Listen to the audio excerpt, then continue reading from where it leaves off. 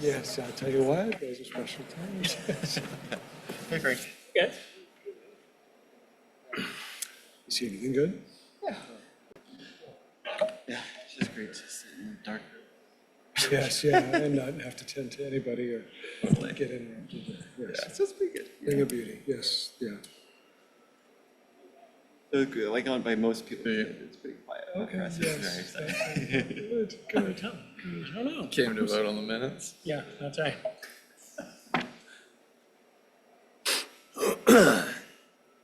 All right, if we're ready.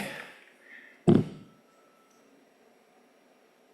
right, it is 1 o'clock, and I am calling the February 19th, 2024 meeting of the Albemarle County Architecture Review Board to order. Carolyn, could you call the roll, please? Yes. Mr. Stoner, Here. Mr. Hancock, Here. Mr. Matsuno, Here. Mr. Henningsen, Here. Mr. Vanderwerf. Here, Thank you. Thanks. Today's meeting is a hybrid meeting. The public may access and participate in the meeting electronically. Instructions for doing so are posted on the Albemarle County website at the Albemarle County calendar. The public has real-time audiovisual access to this meeting over Zoom and real-time audio access over telephone, both as provided in the lawfully posted meeting notice. This meeting is being recorded and will be made available on the county's website. This meeting is a public record and subject to disclosure under the Freedom of Information Act. All speakers, when it is your turn to speak, please first state your name for the record. Applicants who are making presentations, note that your presentation is limited to a total of 15 minutes, which you can divide among your team members. Staff will let us know when the 15 minutes are up. If applicants in the meeting room have team members attending virtually who will need to present, please make that known when you come to the podium. Everyone who is participating virtually, please mute your microphone until it is your turn to speak. Do any ARB members have anything to disclose? I do. I believe I'll need to recuse myself from the two flow review items. All right, thank you. I don't either. I do. Hopefully this is an unlikely event, but if we are still in session at 2:45, I'll have to leave. So if I abruptly get up and run out of the room, you'll know it's 2:45. All right. Are there any members of the public that want to make a comment about a project that is not on the agenda for review? I don't have anyone. All right, great. We do not have any consent agenda items today. We do not have any work sessions today. So we will move right on to our regular review item, of which there are two today. And the first is SP-2023-21, Flow Hyundai. Chris, do you have your presentation ready? Yes. Thanks.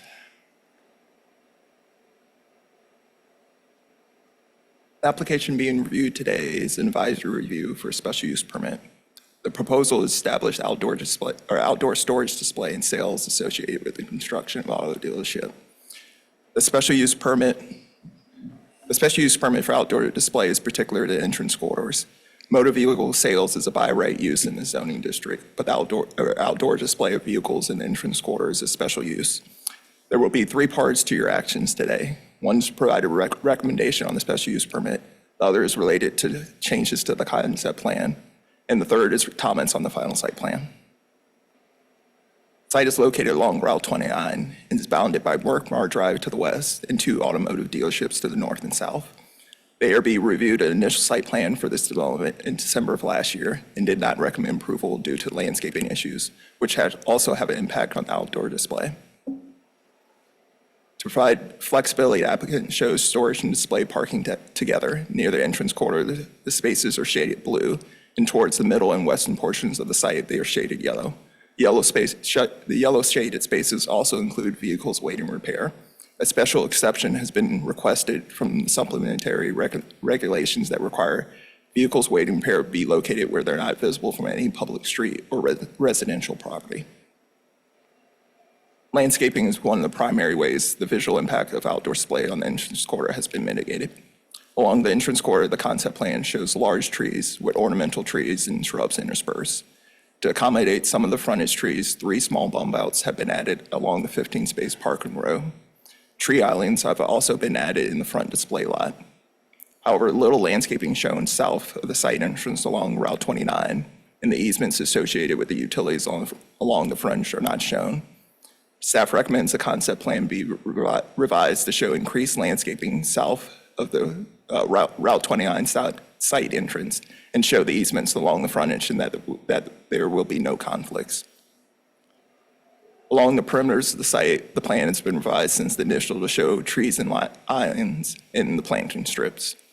However, the tree spacing does not meet the 40-foot on center requirement, and the island shown in the northern parking row is likely too small to accommodate the 2 trees shown, and the planting strips shown southeast and southwest of the showroom building are likely too narrow to accommodate the trees shown there. Staff recommends the concept plan be revised to provide additional tree islands in northern and southern parking rows at 40 feet on center. Other methods the ARB established for mitigating the impacts outdoor display is by requiring vehicles not be elevated anywhere on site, cars only be parked in striped parking spaces, and cars only be parked in striped parking spaces. The ARB is also typically required that limits be applied to site lighting, including limits on pole height, lamp type, and maximum levels of illumination. Regarding these items, staff has recommended standard conditions be applied to the special use permit. Staff has recommended a few revisions to the concept plan prior to the Planning Commission review that are included in the staff report. Regarding the special use permit, we recommend no objection with the conditions shown in the staff report.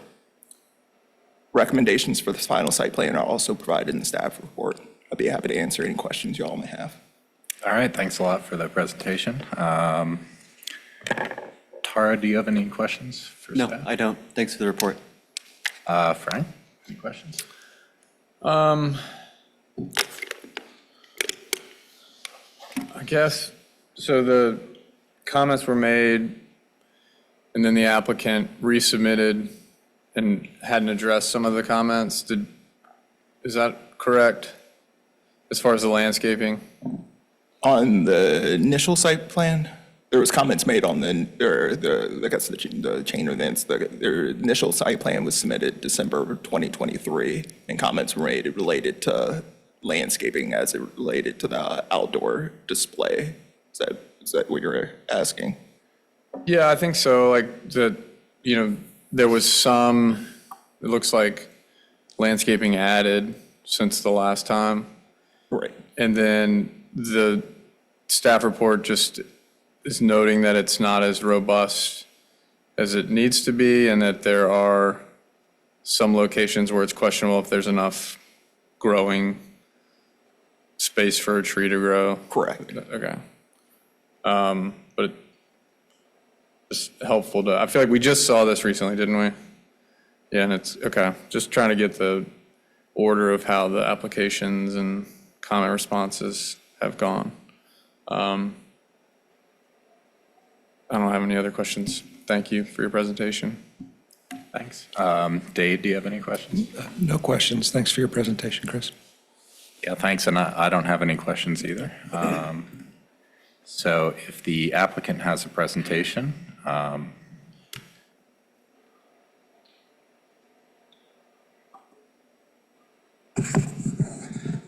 Good afternoon, everyone. I'm Justin Schimpf, the engineer for the Flow Properties, Charlottesville. Could you put your presentation back up, actually? Sorry. Sorry. Yeah, I didn't prepare a presentation. This is pretty simple. The slightly confusing thing about this is there's 2 processes. So we were here about a month and change ago for the initial site plan. We in parallel have a special use permit running, which also comes through the ARB because it's outdoor storage and display. Therefore, it's a little bit in between. So since we last met, we resubmitted the initial site plan to address comments, and it was approved by the county, so that step is kind of done. And then the landscaping you see in this exhibit, this is a good exhibit of it, shows the changes we made since the last meeting. And what we did was we talked about, this came up at the last meeting, you may recall, we have one side of our side frontage is basically adjacent to the Malloy Ford. And we felt like maybe reducing that landscaping a little bit there was reasonable because of where we sat. And the other side, we have a big water line easement, which complicates the landscaping on the north side. And that's where our solution, and I know certainly you could lose more spaces and add some islands, but every parking space really is very critical on these sites. The one over on Pantops, I'm always amazed. There's 400 and some parking spaces there, and every one is occupied. So it really is critical. And we felt like, again, context as that sits, and we have the two trees and the island there in the middle. So as you approach the site from 29 headed south, you've got a decent amount of landscaping in the parking lot with the landscaping islands. We felt like this is a reasonable approach for the circumstances. So obviously the board will have to weigh in on that. But this was our basically response to the comments and discussion we had last time.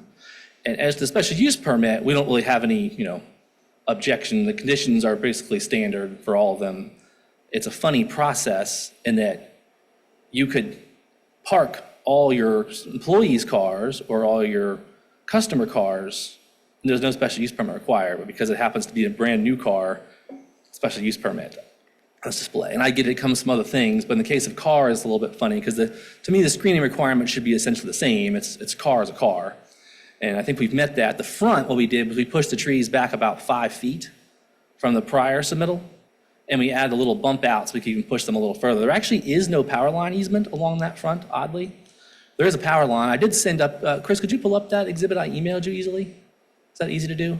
Let's see. Or we can zoom in. You had a zoom in version of this prior slide that would show it too. Essentially, we have the center of the tree is more than 15 feet from the edge up from the power line. So we did slide them back. We think that's going to be adequate spacing. And then the final site plan will demonstrate there's no easement conflicts for those trees. So I think we addressed the front landscaping sort of per the standard with the moving the trees. We reduced the size of the travel way in the parking lot a little bit. And then really, I think our main difference, what the staff recommends, is this landscaping on the sides, the 40-foot on space. And we would prefer to move forward with this particular layout if the board finds it acceptable. And as far as special use permit, I think the conditions are fine. I might note, it's a funny condition about having to park your car in a striped space, in that the way, not that we have like massive like areas of asphalt where we would park cars randomly here, but in theory, the way that is worded, I think if somebody like parked a car, let's say next to the building there, where there's just sort of like an asphalt loading area, it's probably a zoning violation. And so I don't know if that's necessarily a thing the county is going to go out and enforce, but if you interpret it very strictly, you could park no car in a spot that wasn't striped. And we may have like just loading areas or things like that. I'm not really worried about that from a standpoint of enforcement, but just something to be thinking about next time this comes up or if it ever gets looked at. But we're okay with the conditions as proposed by the staff. That's all I had to add. All right, thanks. Let's see if there are any questions. Dave, do you have any questions? Sure, thanks, Chris. And thank you, Justin. Interested in the adjustment of the spaces along 29, I guess making them a little shallower. Is that a strategy that could be applied, for example, create compact spaces and add trees along the north and south? On the north side, no, because there's a water line easement on that side. And you can see that gray dash line there. We'd have to move the parking lot in 7, 8 feet or something like that for that to work on that side. Mm-hmm. On the other side, potentially, there's not an easement conflict there. We could, where our landscape strip is tight, we could probably shorten some of those spaces in a similar way, just to get a little more tree, like planting, growing area there. I think that would be workable. Okay, thank you. And then you mentioned the overhead lines that the trees by 29 were 15 feet away. Is there any restriction by Dominion in terms of pruning or how those trees are required to be maintained as they grow relative to that line? Yeah, I mean, I think in theory, they could claim some kind of prescriptive easement and come along and chop. They're not going to let a tree grow to the power line, obviously. So I think that's something that over time would be a maintenance, but we think the trees are set back sufficiently. While they may get pruned on the edge of the power line, they have enough space otherwise to grow successfully. Yeah, thank you. Those are my questions. All right, thanks. Frank, do you have any questions? Sure. Thanks, Justin. Just looking at that southern island out on 29, south end of the site, I guess. Are there any conflicts there with utilities or anything keeping you from putting any plantings or any additional plantings in that area? Any sight lines or sight distance or anything? No, we could add some more landscaping in that area. Yeah, and I appreciate the challenges on the north and south property lines. I think the solution, this is kind of verging into commentary, but the solution of the islands makes more sense on the south because you're right up against that building edge. I don't think you're going to want to plant much of anything right next to that, but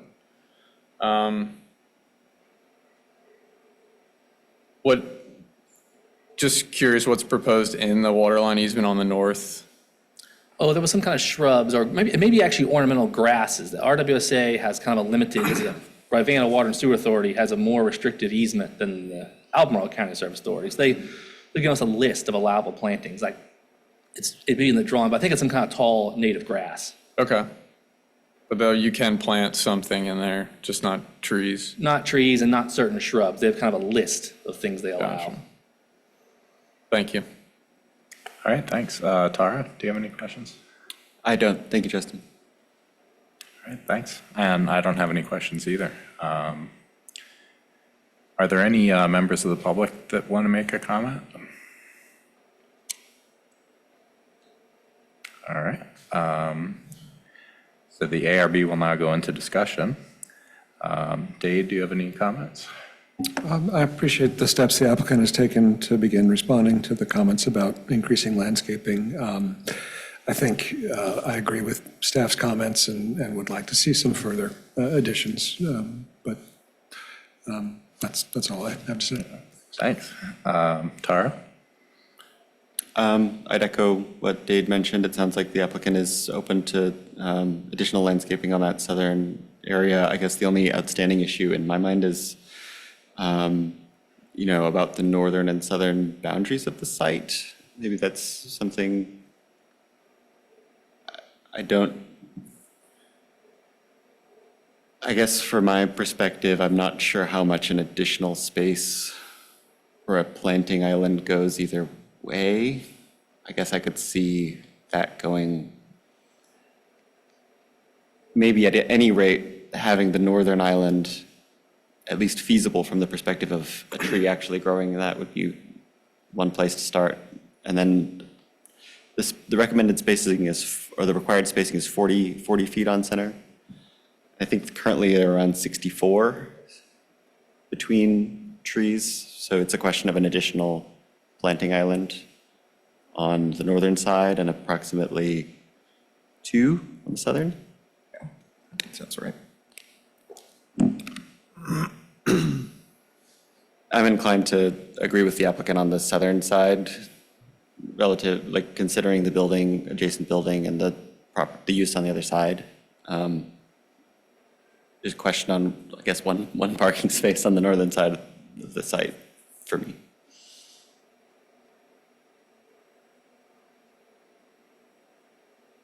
All right, thanks. Frank? Yeah, I agree with Dade and Taro. I don't think there be any wholesale changes. I appreciate the applicant's response to the comments as far as adding in the front. Good to know we can get the frontage trees along 29. I think those will be the most impactful.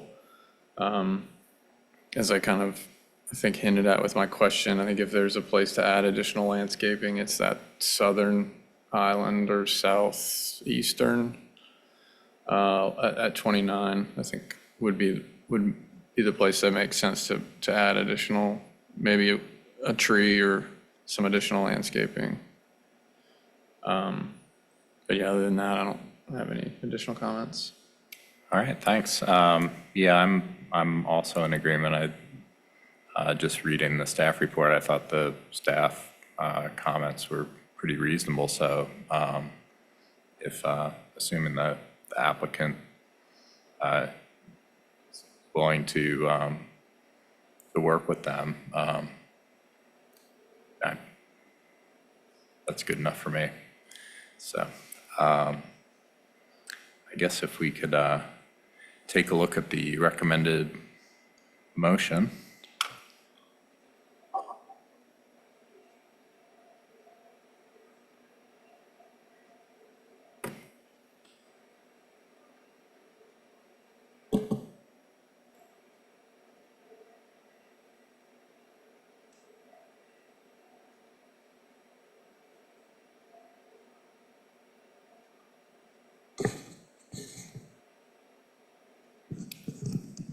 Our recommendation was for no objection to the proposal with the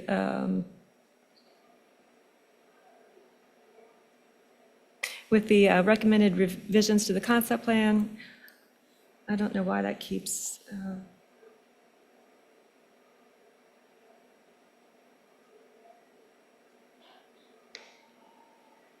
Okay, no objection to the proposal with staff's recommended revisions to the concept plan with the special use permit conditions and with the comments for the final site plan submittal as all listed in the report. So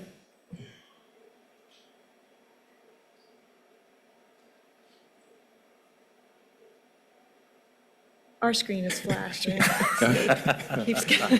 As soon as I start reading from it, it turns off. So I'll just look here. So just for clarity, if we can go through at least the first one, point by point, the first numbers 1, 2, and 3 under the revisions to the concept plan.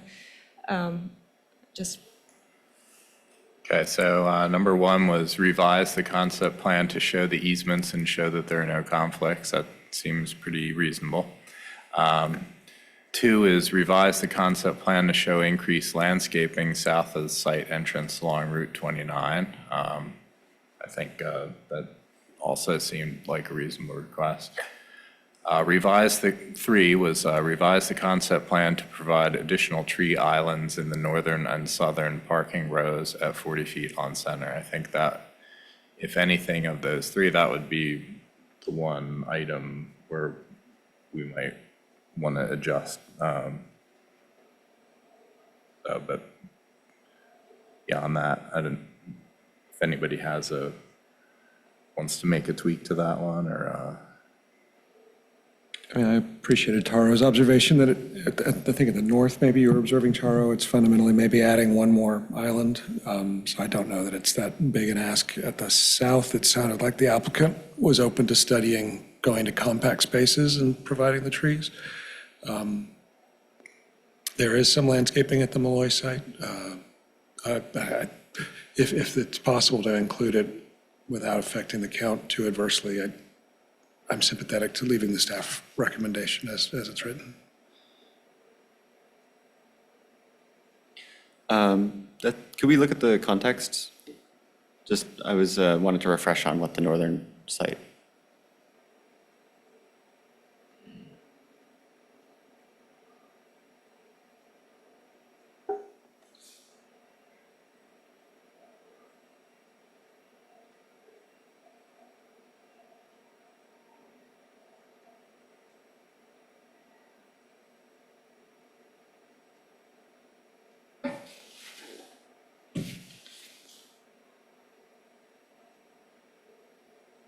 To the northern side, northern. Yeah, that's all I wanted to see. Okay.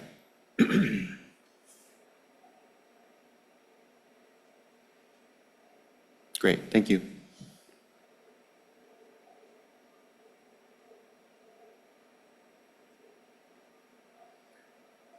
And it looked like maybe in some instances they were proposing islands that were less than a full space in width. So for example, I don't know if it would be feasible, and Frank, you know better than I what's feasible for a tree in a parking lot, but to have a narrower island than, a full space width, and then effectively not, add one island at the north, but make them each half as wide. And Yeah, I think it's probably species dependent, some other factors. I don't know if there's a county minimum. There might be something in the county design guidelines, I'm unsure, that stipulates the size of a parking lot island. as far as like planting area. I don't know if it's square footage. I think there's a minimum Oh, okay. width, maybe. Okay, thank you. I mean, I'd be okay to strike that item 3 if the applicant kind of focused their additional planting effort in that island at the entrance. I feel like that would have the most impact. Yes, and it seems to be a fair amount of planting area available there versus putting a tree in a undersized island surrounded by asphalt. I don't know that you'll have a great result. Whereas if it's up front, I think that'll affect the corridor more. Yeah, I tend to agree. I think due to the unique circumstance that this site is situated between two existing car dealerships, to get that oblique view, you're necessarily looking like across another car dealership to see this one. So I think I agree with Frank that the kind of the landscaping directly adjacent to 29 is kind of the most impactful in this case. And I think if they're willing to treat that, so be southwest corner, to me that'd be more kind of bang for the buck than increases on the sides. But that's just my opinion.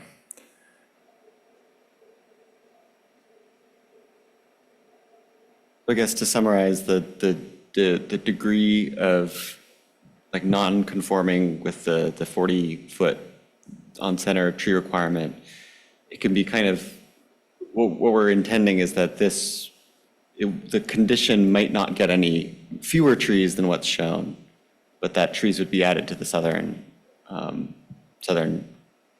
island of along the entrance corridor. Yeah, that's my understanding at least, yeah. Okay. I think that sounds pretty reasonable to me, and that northern island might be modified in order to create a more favorable condition for that whatever tree does get planted there.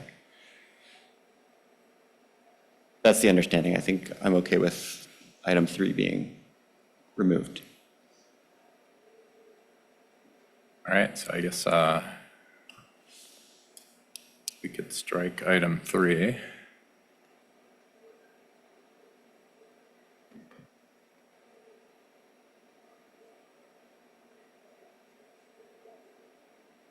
Right, and then the special use permit conditions. Should I read those? These are Or- all standard conditions for this type of use. There's really nothing here that's unusual or out of the ordinary for this. I'll just ask, does anybody have any tweaks or issues with the special use permit conditions? None for me. No. No. All right. So we'll move to the recommendations for the site plan, which also seem to be fairly standard conditions. So I'll just ask if anybody had any tweaks or changes to those. No. No. No. All right, great. Anybody feel like making a motion? I'll move to recommend no objection to the proposal with staff's recommended revisions to the concept plan, with the special use permit conditions and with the comments for the final site plan submittal, all as listed in the staff report, amended, strike item number 3 on revisions to the concept plan section. All right, thank you. Anybody feel like seconding that? I'll second. All right, thank you. If we could put that to a vote. Mr. Vanderwerf, Aye. Mr. Mansuno, Aye. Mr. Hancock, Aye. Mr. Henningsen. Aye. Thank you. All right, thanks a lot.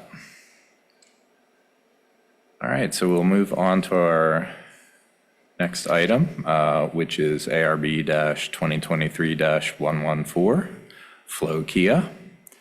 Margaret has a presentation ready.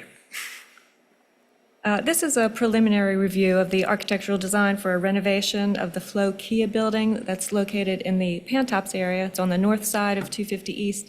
It's a short distance east of Town and Country Lane. The front portion of the building would be demolished with this proposal, and it would be replaced with a new showroom building.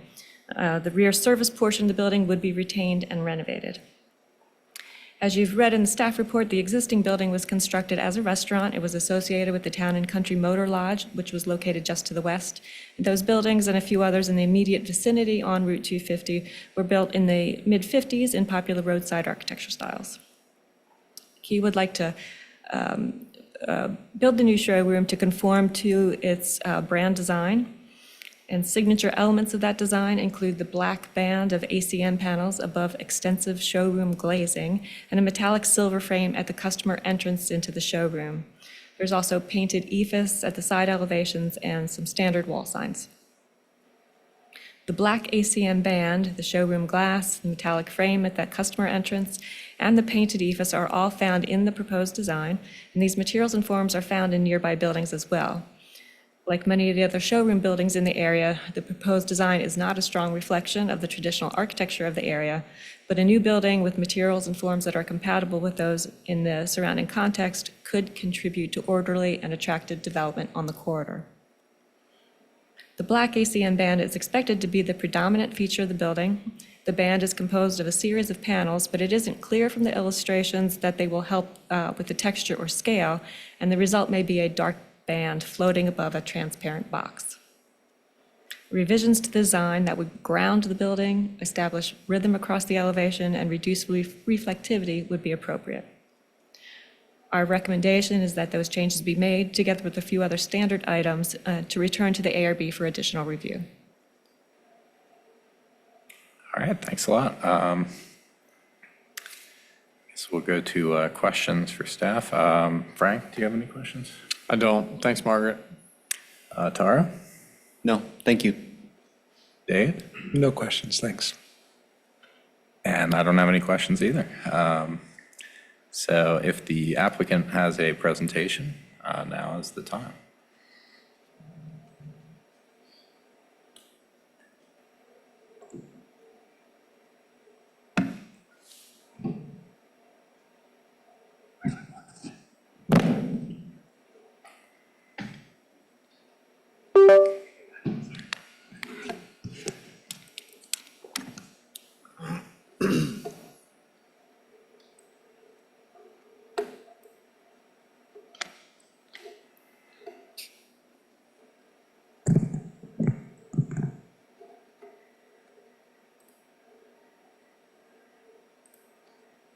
Good afternoon, everyone. My name is Kevin Schaefer, and I am the Charlottesville Studio Director with Design Develop. Thank you, Margaret, for the staff report and the comments. As Margaret mentioned, we are, again, preliminary architecture review, looking to get those initial comments on architecture, and we will come back with the full site plan development, the landscape development, the lighting, all those sorts of things. But eager to get your thoughts and comments on this initial architecture. As staff mentioned, the original structure was built in the 50s, and it changed ownership in 2003, and it was at that time that it became an automotive dealership. It went through an ARB process at that time, and then again in 2016, when the owner requested the removal of the dome due to waterproofing and maintenance concerns, as well as request an additional addition on the rear of the site, which added 4 service bays to the existing 5 service bays. And so the point of that is for over 20 years now, it's been a restaurant that's operated as a automotive use and may not reflect the use and may not reflect the changes that have happened along the Route 250 entrance corridor. The proposal that's in front of you starts to try and address some of those variations between the use and what's existing there currently. But like all of projects along this entrance corridor, there's some significant grade considerations that it has to address or at least acknowledge. The Freebridge Auto Sales parking lot, which is on the right side of the screen here, is about 14 feet above the Kia entrance. And so there's, from front to back on the site, there's about 12 to 14 feet of elevation change as you are headed westbound from 64 into town. On this side, you can see that grade change is heavily landscaped, some of which appears to be from a ARB hearing, maybe the 2003 approval, but it has full mature landscaping that's been allowed to reach full height and fullness. And so you don't really, a passerby on this Route 250 corridor doesn't really get a full view of this parcel until about right at this location when you're driving past the entrance drive. Eastbound out of town is obviously a little bit more visible as you come up the hill and more of the building is revealed. The image on the top shows full landscaping as well that's been allowed over the past 20 years to reach full matureness and really does a significant job of screening the existing structure. The image on the bottom shows what's, I think, more typical now in more recent developments is to put the building much closer to the corridor, which does, while it relegates parking, it does make for a much more visible building. The Kia dealership in this location is going to retain the same location on its site and roughly the same footprint. And so there is about 125 feet from the entrance corridor through to the front facade of the building, and all of this existing landscaping along the entrance corridor is to remain. I mentioned that this entrance corridor has gone through significant growth and change over the past 20 years. This is an adjacent parcel, what used to be on an adjacent parcel, and has since evolved into the Flow, Volkswagen, Mazda, Porsche, and Audi dealerships. And I reference this precedent frequently, but I think it's another example of successful new intervention that has contributed to this entrance corridor successfully. The massing is broken down really nicely. It was not so long ago that it went through this board's review. And I think it's a much better example of buildings that meet entrance corridor guidelines than what was previously there. And so with that use in mind, I think it is important to keep our context in consideration. But it's not just, context and amount of visibility that's important when we're reviewing the entrance corridor guidelines. We do want to focus on the building as well. Like I mentioned previously, the building remains in the same location on site. It's roughly the same width. It's pretty low in terms of its height. It's pretty sympathetic in terms of a building mass, and particularly when compared to some of those adjacent precedents.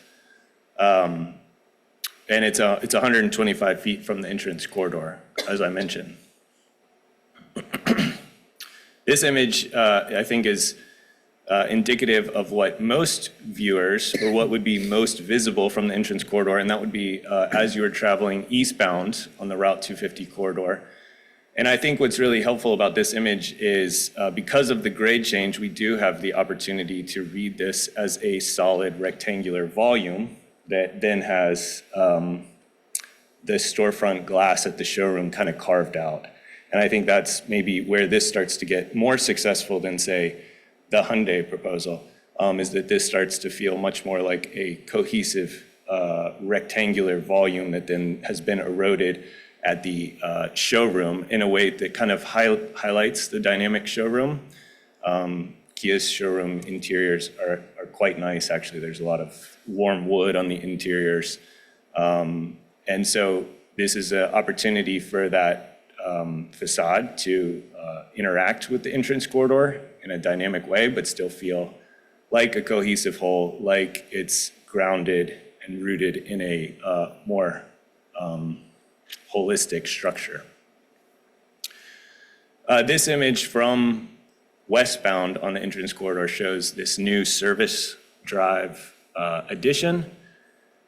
That has two benefits. The first being that it does help establish a hierarchy. It helps break down a mass. It is deferential to the storefront building mass. It's receded from the front of facade, but I think more importantly is it shields a lot of the utilitarian aspects of an automotive use. There are 9 service bays in the rear of the parcel, which are currently visible from the entrance corridor. And this service drive shields that in a way that is still like a cohesive whole with the rest of the proposed structure.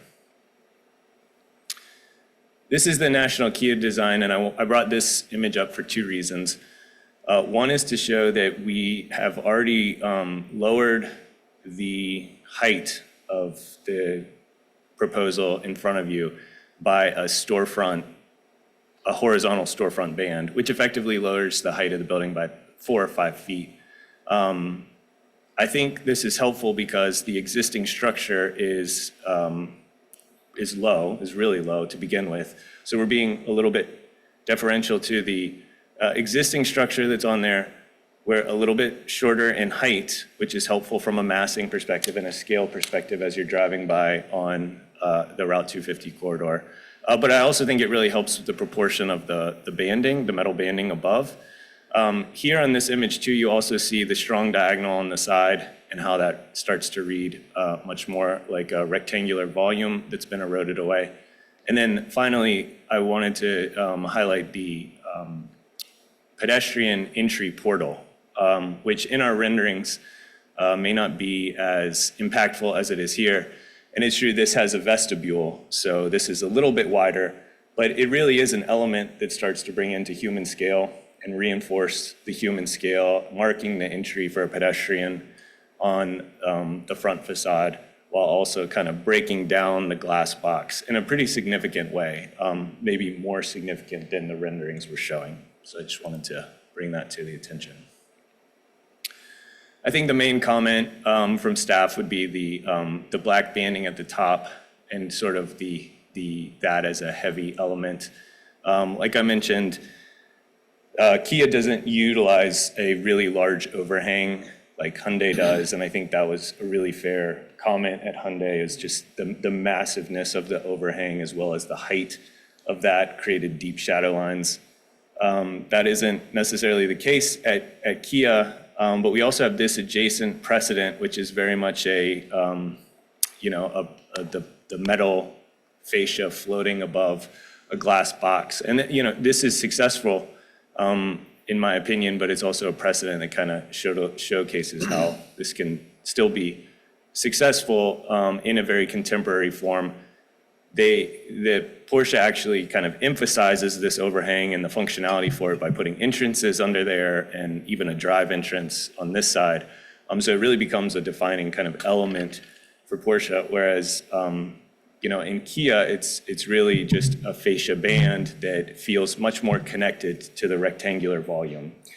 Because of our glazing requirements in the entrance corridor, we know it's going to be clear glazing that's not particularly reflective. And here's a good image of it. The interior structure is still very visible. And so when you start to think about the no overhangs or the limited overhangs, the visible structure, the strong diagonals on the side, it starts to feel much more like a cohesive whole and much more like a singular element rather than kind of a black band that's floating over a glass box. So with that, when you start to just kind of take all these considerations into mind, we really felt this was appropriate from an entrance corridor design perspective. Existing landscaping to remain, a very sympathetic massing, height. It's broken down. It has human scale. It limits blankness effectively. And we have altered the brand identity, I think just enough to be contextual and aware of its precedents. And we think this can be another successful addition to the Route 250 entrance corridor. So with that, happy to answer any questions, and we look forward to the dialogue. All right, thanks for that presentation. See if any members have any questions. Dave, do you have any questions? Thank you for your presentation. I guess having read the staff comments and reports, do you have any thoughts about responses to those or potential ways to address them? Not yet. We wanted to just get board feedback first. I think, I think that was probably the strategy first. Yeah, no, I appreciate you bringing up the Porsche example because it is striking in terms of having a massive fascia that's not connected. And I was looking at it and sort of wrestling with what makes it different. I think in some ways it's because even though Porsche and Audi are distinct dealerships, because they're sort of connected to one another, it's sort of springing from that mass at the hyphen. So I think. I think maybe it's because it's black and they're showing the precedent of the Mazda dealership. It's an example of bringing that color down to the ground. That does root it a little bit. And I think even in the Volkswagen, there's sort of a sense of the frame of the facade that the glass is cut out of. Or at the Audi, I think the curtain wall really, even though it's transparent, sort of reads as a wall, as sort of like one plane and one device. Which is not, and this is not to say that any of those need to be emulated, but in terms of thinking about the success of those examples, I think there may be a degree to which, I guess maybe at the Mazda and at the VW, sort of the plane, and at the Audi, the plane of the wall is expressed and brought down to the ground in a way that's consistent. This is just sort of subtly different because the fascia does float. And as you correctly point out, I think it does float quite profoundly at the Porsche dealership. But I think still it's just somehow subtly rooted back through the Audi. And I think also just uniquely that the geometry of that form sort of is a response to that corner also, I think somehow that works. I don't know, extemporizing here. So I think it's a long way to get to, I think I'm somewhat sympathetic to the staff suggestion to think about ways to ground the building. And maybe it's more just a way of attaching, so the fascia is not purely floating, but is at some point, connected. Sorry, I turned it to others. All right, Tara, do you have any questions? My only question is just, could you remind me of the material of the non-fascia portions of the building on the sides and the rear? It looks like a panel of some sort. It does read like a panel. It's an EIFS that's got score lines that are kind of emulate a panel on an ACM material, but it's an EIFS. Great, okay, thank you. All right, thanks. Frank? Thank you for your presentation. Just so we're facing the site on the right side, is that the east side? All right, just look at my direction, right? It's eastbound as in heading out of town. Heading up the hill? Yeah, right. Okay. That's what we had this debate internally in our office as we were, working on the presentation. Is that west or east? Westbound headed into town. Am I saying that right? Yes. But so the east facade is like you're headed towards 64. Oh, and I don't know if you've gotten into site yet, but you mentioned, or you showed the street view of that property line with the mature trees. Would the intent be to keep those? All of the entrance corridor trees would remain as they are today. As you can see in this image here, there is a small retaining wall that starts to come up kind of at the face of the building, and that's so that we can accommodate a drive aisle around the service the new service drive addition. And so there is likely some amount of landscape reduction at that, but it would be back significant, about 100 feet from the entrance corridor would be the start of that retaining wall.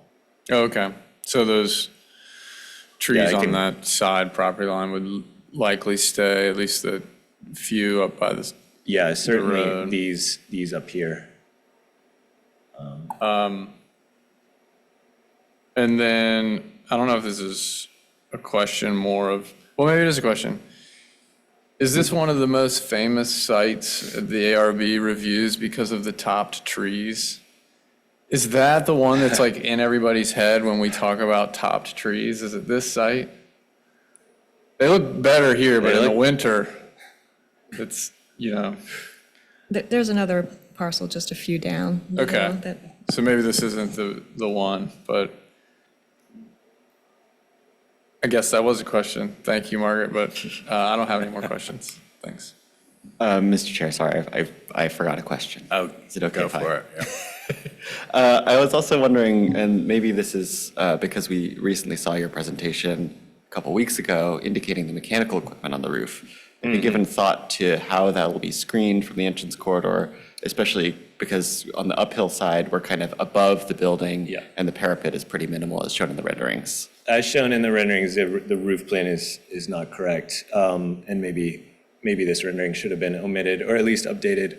The parapet here is actually about 3 feet tall. This was a very early model. And so the intention, it's a great question. The intention is to screen everything behind a parapet wall. It'll just be much lower than what's shown here. So the fascia keeps its relative That's proportions, but that's going to be screening the mechanical equipment? Correct. All right, thanks. All right, thanks. I don't mind Taro asking an extra question, but he kind of like stole my question. So, Sorry. so now I don't have any questions. So are there any members of the public that would like to make a comment? All right, well, in that case, the ARB will go into discussion. Dave, do you have any comments? No, I apologize. I think I discussed before the discussion, so. Nothing All further. right, thanks. Let's see. Frank, any comments? Sure. I would just say the site, in particular, the frontage landscaping. I know maybe you want to keep this redevelopment kind of limited, but if there's anything you can do there, that would be an element that would maybe mitigate that fascia. And the thing I think that staff commented on and that we've commented on a little bit, I think it helps that that building is set back. Ideally, we do want them forward, but I think having that further back and not as tall will also minimize the impact on the entrance corridor. I think maybe there's other ways to bring that to ground. If you're thinking about the west end of that building, I think it's really interesting how the grade just drops off. I think that makes it feel worse as far as having that kind of top-heavy mass. Maybe there's something in the landscape you could do on that side that balances it a little bit, instead of an architectural move to kind of bring that fascia element, give it some support. Let's see what else I wrote. I think it was very helpful when you illustrated the vestibule entrance. And that maybe could be an element that was accentuated or further defined that I think could alleviate some of the issues. Let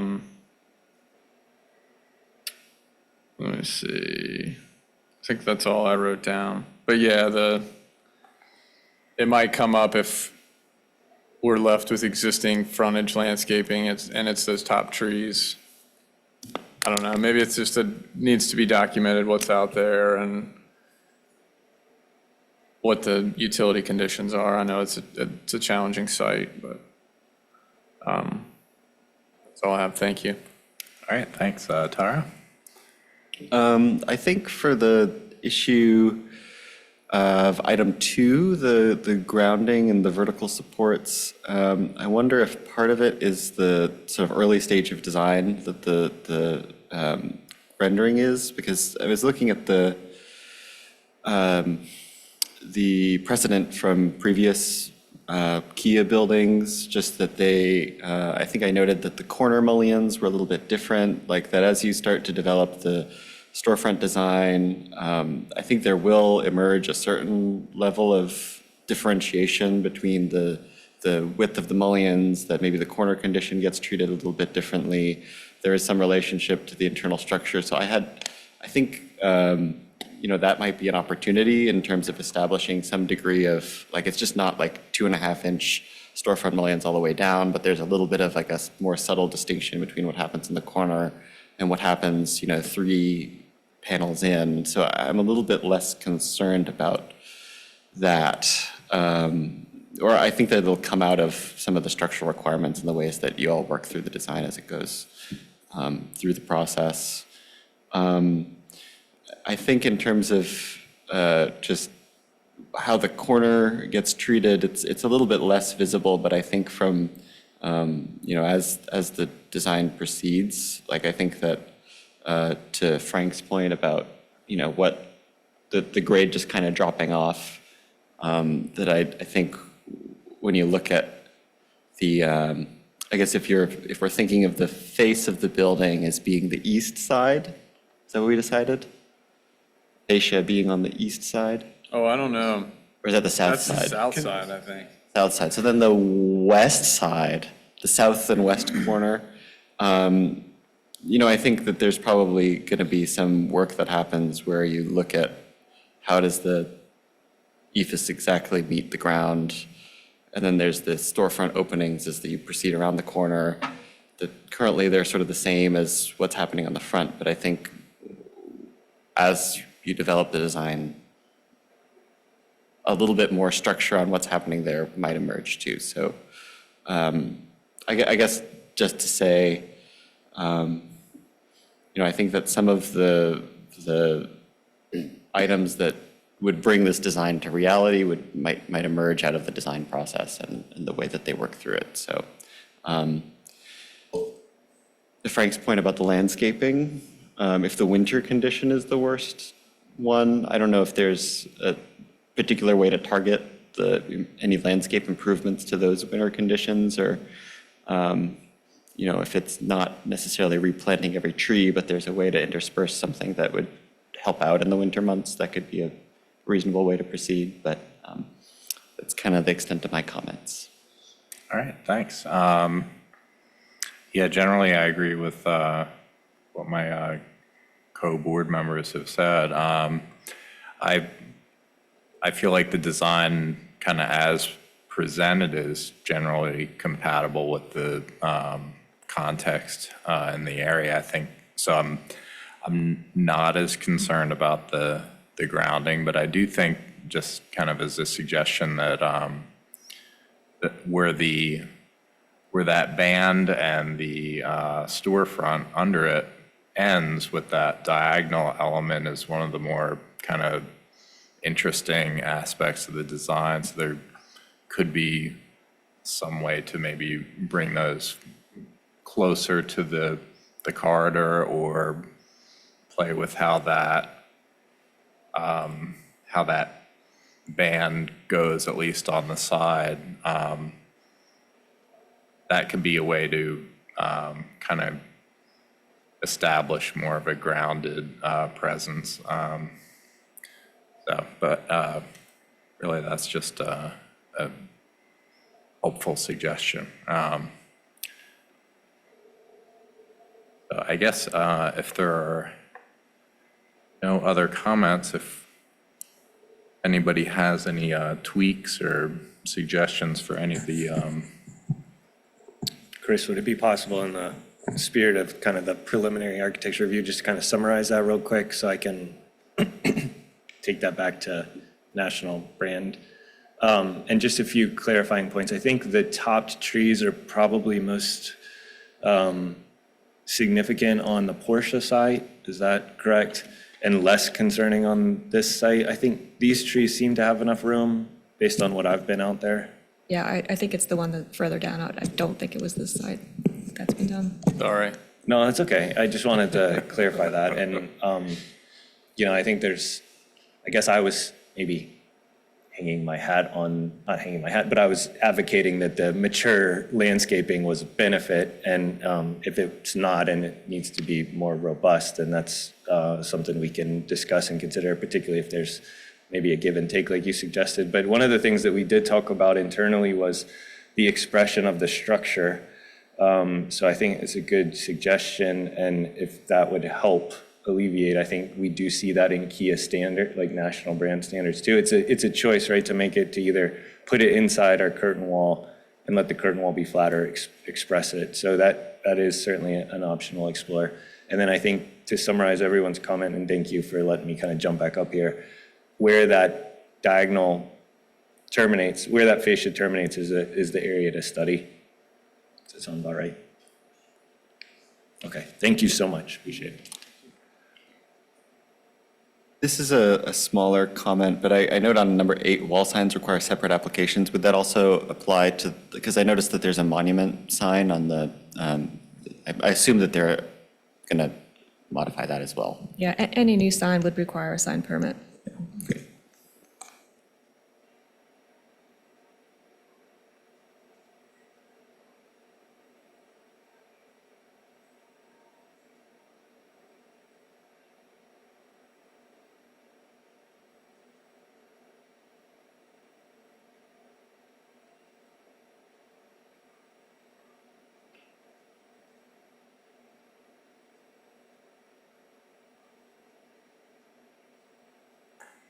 Okay, does anybody have any specific line items that they would want to make or propose a change to? I don't have any proposed changes.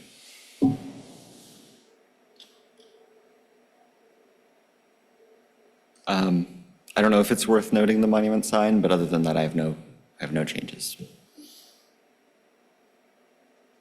I don't have any changes.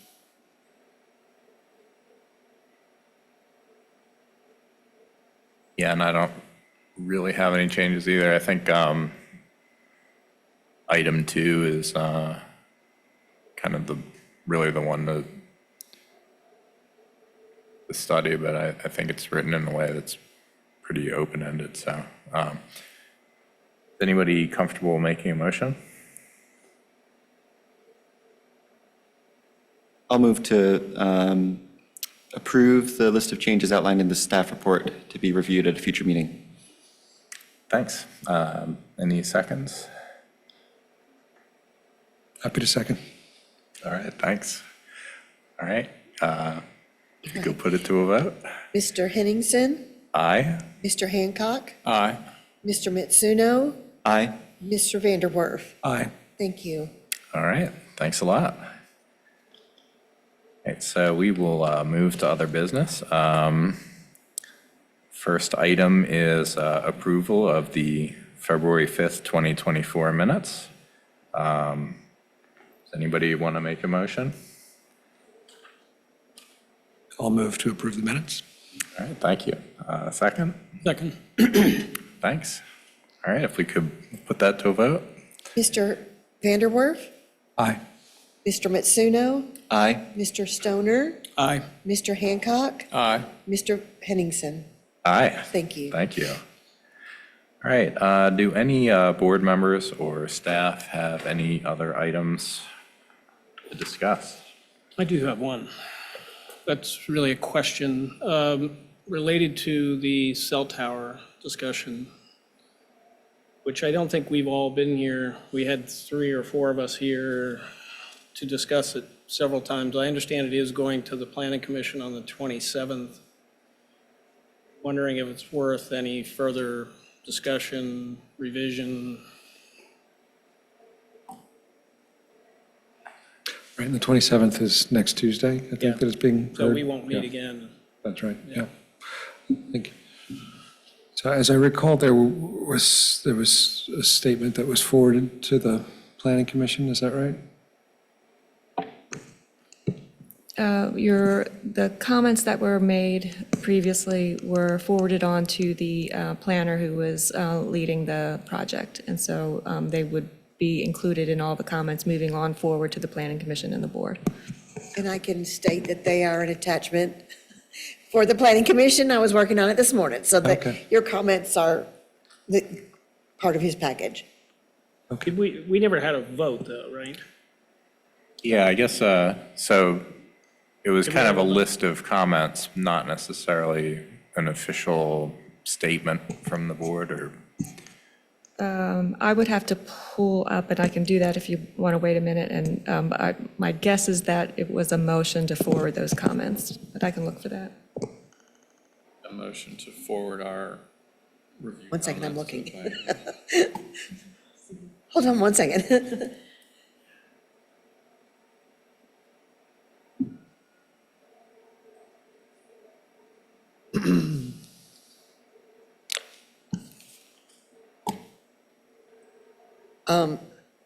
Okay, well, there was a motion. On January 2nd, 2024, the Albemarle County Architectural Review Board made the following recommendations on a draft wireless ordinance. Mr. Vanderwerf moved, and Mr. Henningsen second, and Mr. Hancock was absent, and I can send this, there's 3 items listed there. I can send this to each of you in an email if you want it. Or I can pull it up now if you want Just to to. know, yeah, whether we had any further thoughts, comments.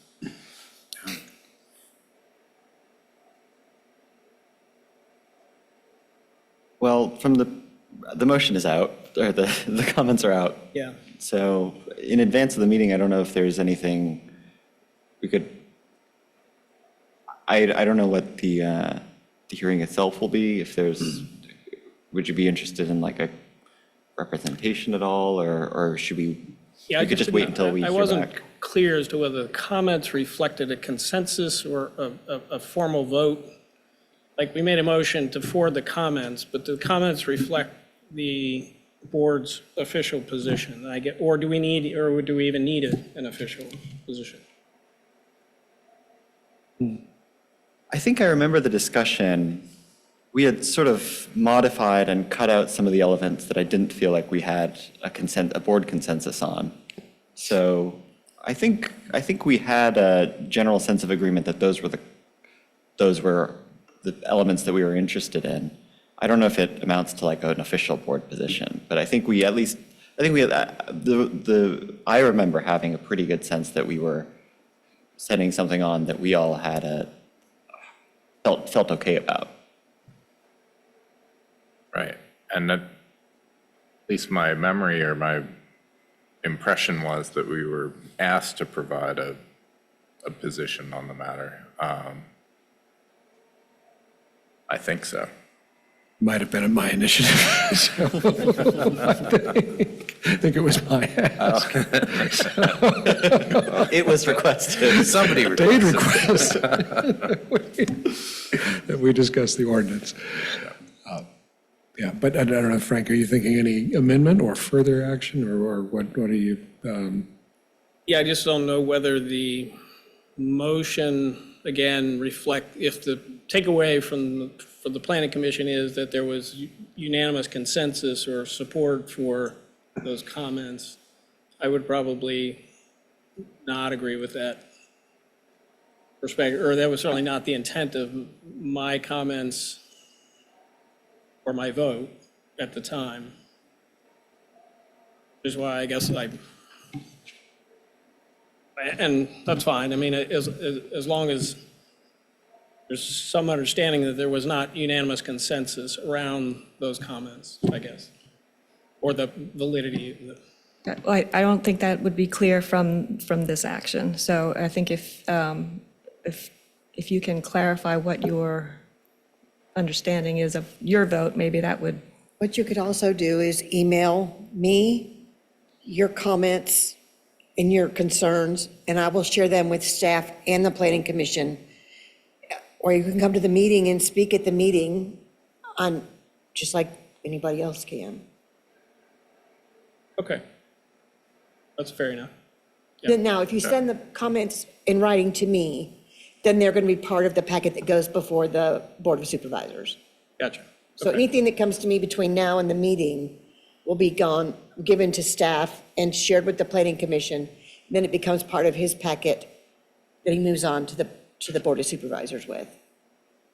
I understand. Okay. Don't want to come to the meeting, you can join on Zoom and you can have 3 minutes. 3 minutes, that's it. Yeah, and earlier today, the agenda hadn't been published. Is there anything on the agenda from 4 to 10 besides this? I imagine so, yes. Well, before we're having a work session first, Okay, yes, yeah. and that's for the AC 44 rural areas, something else, transportation. And if that's going to run long, probably what they'll do is, there are 2 items. I'm assuming that they're going to only let that go an hour and a half, but if it goes into the planning commission, what they have been doing is they take the 2 public hearing items and hear them first at the 6 o'clock part of the meeting, and then they take the AC 44 after that. Thank you. Welcome. All right, thanks. Any other items anybody wants to? Do we know, are we going to have a quorum for the next meeting? I saw some, We do not have a quorum. were there items on the agenda? There are, and we'll move those to the second March meeting. Okay. How full is the second March meeting becoming? It will be a longer meeting than than we've been having. So I think there were 3 items for the 5th and maybe 1 or 2 for the 18th. So we probably have 4 or 5 items for that. All right, so if folks are available to reserve more than the usual duration, Yeah, the meeting may take a couple hours. Okay, thank you. All right, thanks, which brings me to my next announcement. We do not have a quorum for the March 4th meeting. The, People, we need to defer to the chair. We all did it today. It wasn't just me. right. The next ARB meeting is scheduled for March 18th, 2024. I'll just run down each board member and they can say whether or not they think they can attend. Dade? Yes. Tara? Yes. Frank? Yes. Frank? Yes. And I think so too. So in that case, this meeting is adjourned until the next meeting on March 18th, 2024. And by my watch, it is 2:12 p.m. Thanks a lot. Thank you.